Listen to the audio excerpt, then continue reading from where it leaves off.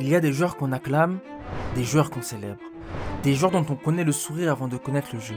Et puis il y a Kawhi Leonard, un homme que personne ne comprend vraiment, un homme qui ne parle pas, qui ne demande rien, un homme qui, un soir de 2019, a planté l'un des tirs les plus fous de l'histoire du basketball avant de laisser éclater un cri devenu iconique. Aujourd'hui, on ne va pas juste raconter un titre de champion, on va raconter l'histoire d'un homme brisé qui a traversé les doutes, la trahison et l'oubli, pour revenir silencieusement comme une ombre et prendre ce que personne n'attendait qu'il prenne, la couronne.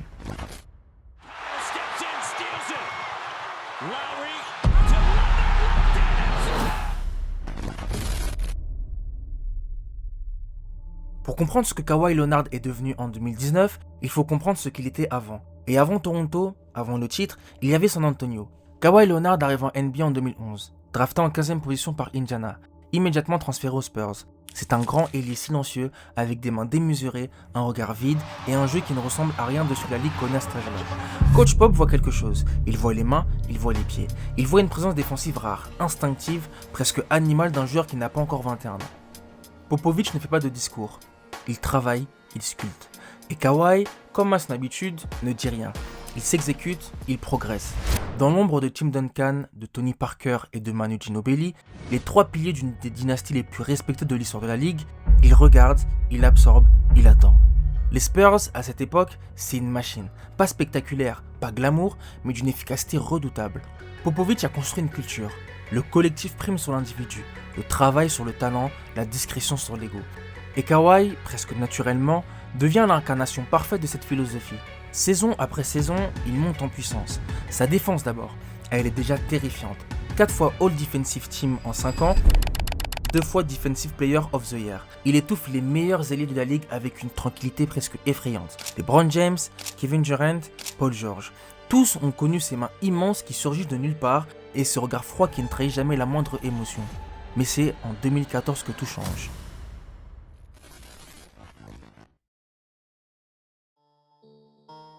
Les finales NBA 2014 opposent San Antonio au Miami Heat. Mais cette histoire n'est pas seulement celle de LeBron contre les Spurs. C'est le moment où le monde découvre Kawhi Leonard. Game 1. Kawhi est déjà chargé de défendre sur LeBron James. Et San Antonio frappe fort dès le Game 1.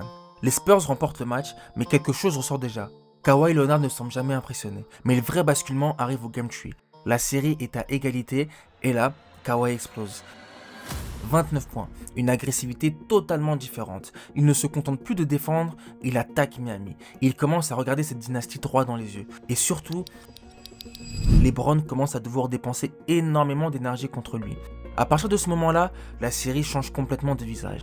Les Spurs jouent un basketball irréel. Le ballon ne reste jamais immobile. Une passe, puis une autre, puis une coupe dans le dos. Miami court après le jeu sans jamais réussir à le rattraper. Mais au milieu de cette symphonie collective, Kawhi devient le visage du chaos pour le Heat. Puis vient le Game 4 où Kawhi prend définitivement le contrôle de la série. Il livre 20 points sous la plus grande pression possible, une défense étouffante et des dunks importants dans le moment où Miami tente de revenir. LeBron joue comme une superstar qui essaie de maintenir un empire debout, mais le Miami Heat s'effondre face à l'armada offensive des Spurs. Le Game 5 démarre dans une atmosphère de fin d'empire, le match où Kawhi termine le travail. Kawhi contrôle tout ce qu'il touche, dont ce 3 points pris en transition, et surtout cette défense sur LeBron qui change toute la série. Et quand le buzzer final retentit, les Spurs détruisent Miami 4-1. Cette finale marque la fin du règne de Miami. Kawhi Leonard tourne sur l'ensemble des finales à 17,8 points, 6,4 rebonds, 2 passes et 1,6 interceptions de moyenne. Mais c'est à partir du Game 3 qu'il change complètement de dimension, montant à 23,7 points, 9,3 rebonds et 2 passes sur les 3 derniers matchs. C'est le moment où le monde commence à le regarder autrement.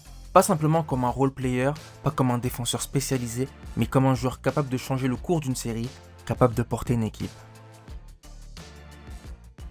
Les années suivantes consolident sa réputation. Il n'est plus une promesse, il est une certitude.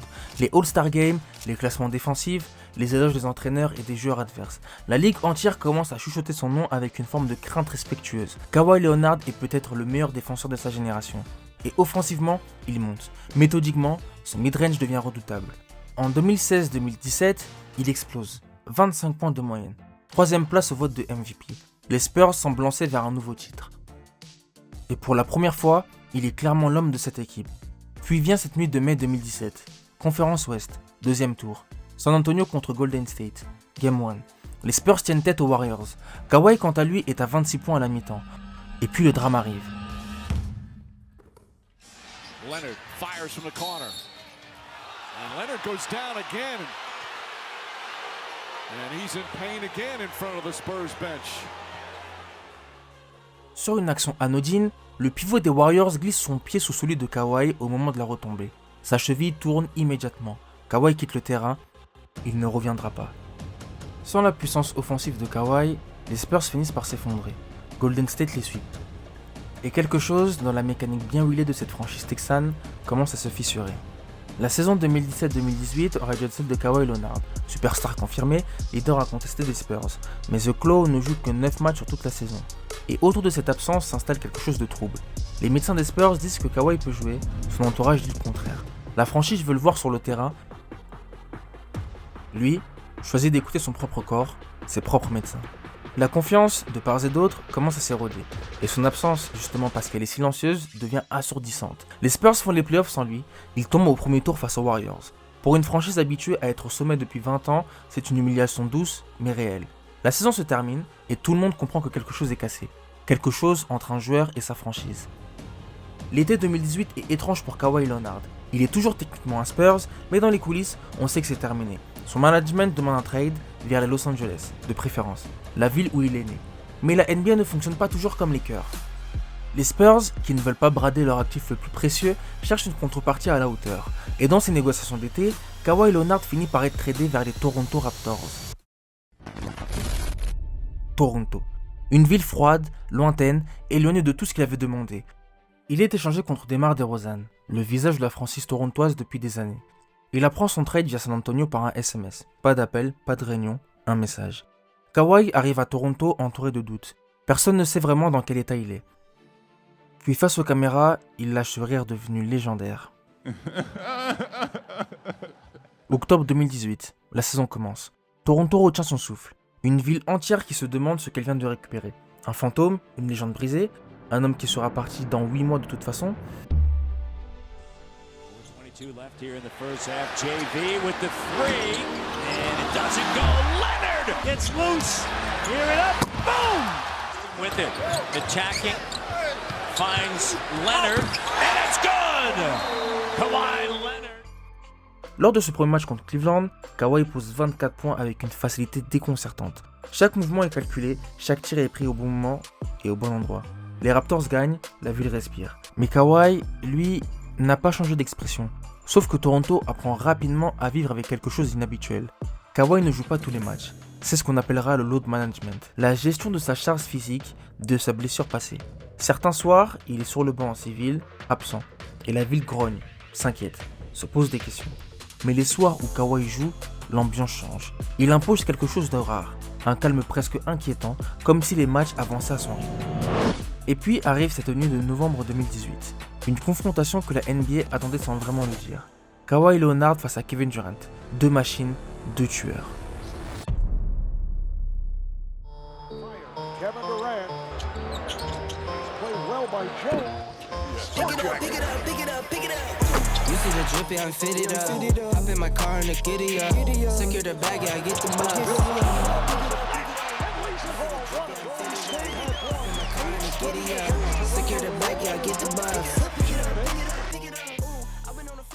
Ce match est juste irréel. The Snake termine la rencontre avec 51 points, Kawhi répond avec 37. Et au bout du combat, c'est Toronto qui repart avec la victoire. Il est l'égal de Kevin Durant dans un duel à 51 contre 37. Ce soir de janvier 2019 à San Antonio dans le AT&T Center, The Claw retourne pour la première fois dans l'arène où il a tout construit, dans la ville qu'il a vu devenir ce qu'il est, face aux hommes avec qui il a gagné un titre.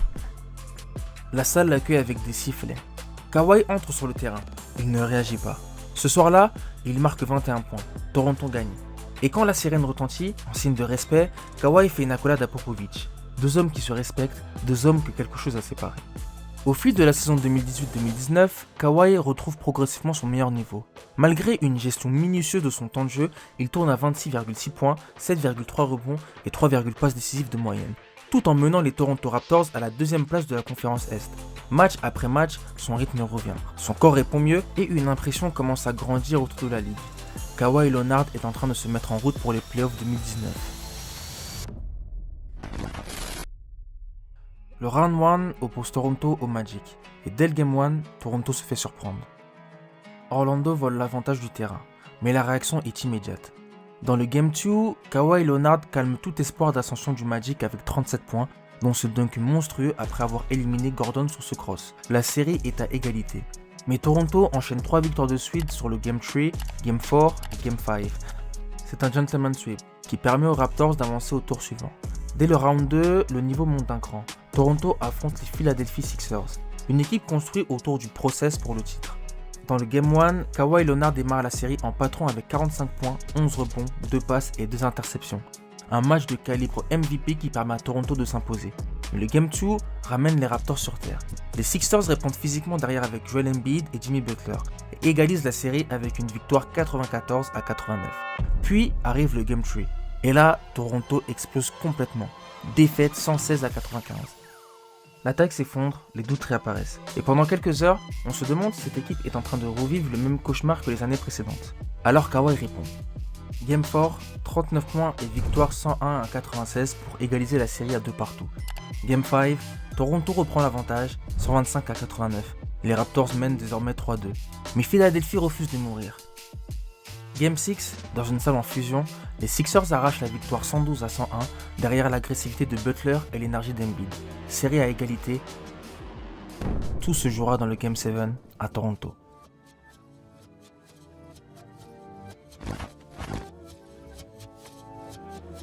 Le Game 7, le genre de match où des légendes naissent et où des carrières peuvent se briser.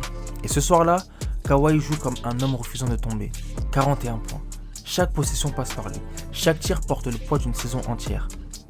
Jimmy Butler égalise dans les dernières secondes après avoir traversé tout le terrain.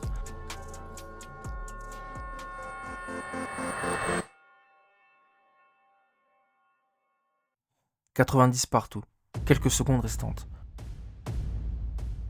Le reste appartient à la légende. You gotta be aware of the inbounder here if you're Philly. It's off to Leonard, defended by Simmons.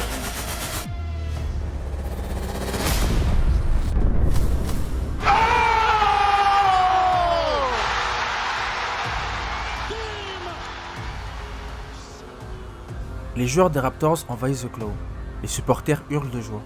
Et au milieu de cette effervescence, Kawhi. Le premier Game 7 buzzer beater de l'histoire des playoffs NBA vient d'avoir lieu. Et c'est Kawhi qui en est l'auteur. Un tir d'une difficulté insensée. Un tir que seul Kawhi Leonard pouvait réussir. Un tir qui propulse Toronto vers les finales de conf. Finale de conférence Est. Les Milwaukee Bucks. La meilleure équipe de la ligue. 60 victoires. Le MVP de la saison régulière, Giannis Antetokounmpo. Et le début de série est brutal pour Toronto. Le Game 1 est dominé par la franchise du fric. Milwaukee s'impose 108-100. Milwaukee récidive après sa victoire du Game 1, il s'impose largement 125-103 dans le Game 2. Mené 2-0, Nick Nurse décide de changer son plan de bataille. La mission la plus difficile de la NBA est désormais confiée à Kawhi Leonard, ralentir Giannis Antetokounmpo. Dos au mur, Toronto s'en remet à son leader. Kawhi livre une performance monumentale avec 36 points en 52 minutes. Après 2 prolongations étouffantes, les Raptors arrachent le Game 3 118-112. Toronto revient à 2-1, la série est relancée. Toronto répond avec autorité dans le Game 4 et égalise 2 partout avec une victoire 120-102. Dans le Game 5, dans le Wisconsin, Kawhi joue malgré une douleur au genou. Toronto remonte un déficit de 15 points et vole le match, 105-99. Les Raptors passent devant, 3-2. Puis arrive le Game 6. Le Scotiabank Arena est en état d'ébullition. Toronto n'est plus qu'à une victoire des premières finales NBA de son histoire. Milwaukee refuse d'abandonner et prend jusqu'à 15 points d'avance en première mi-temps. Mais les Raptors n'ont pas dit leur dernier mot. Kawhi domine des deux côtés du terrain. Van Vliet continue d'enchaîner les tirs primés et Toronto renverse progressivement le match. Dans les dernières minutes du match, après l'interception de Lowry, The Claw fait ce que seuls les plus grands osent faire.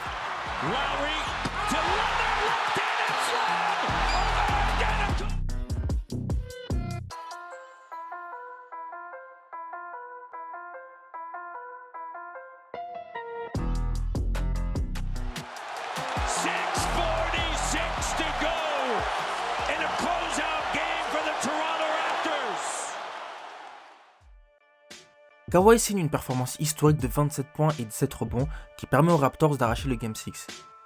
Sur l'ensemble de la série, Kawhi Leonard tourne à 29,8 points, 9,5 rebonds et 4,3 passes de moyenne, portant Toronto jusqu'à ses premières finales NBA. Mais un dernier défi les attend, les doubles champions en titre.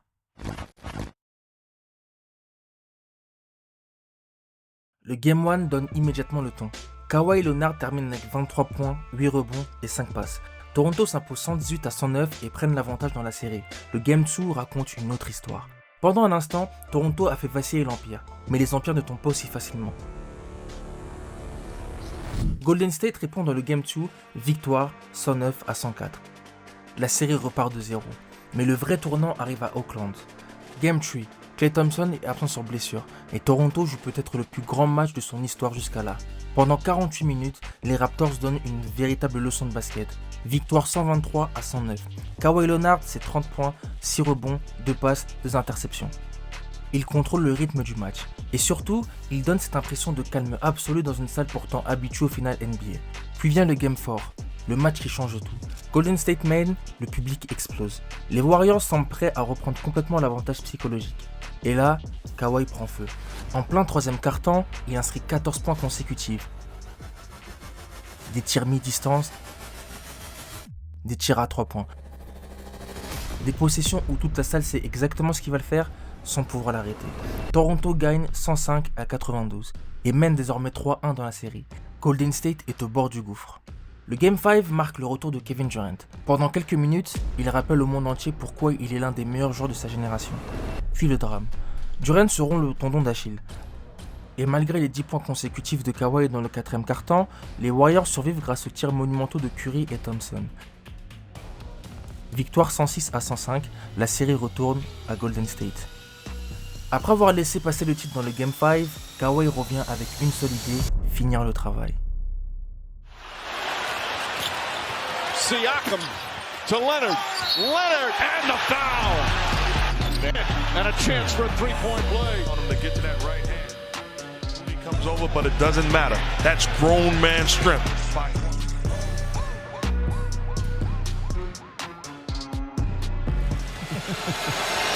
He's still coaching. Hoping for a miracle. Also here to cheer on. Leonard makes it official. Now the Warriors just inbound, and that's it. There's a new NBA champion, and it's a team from Toronto, Canada.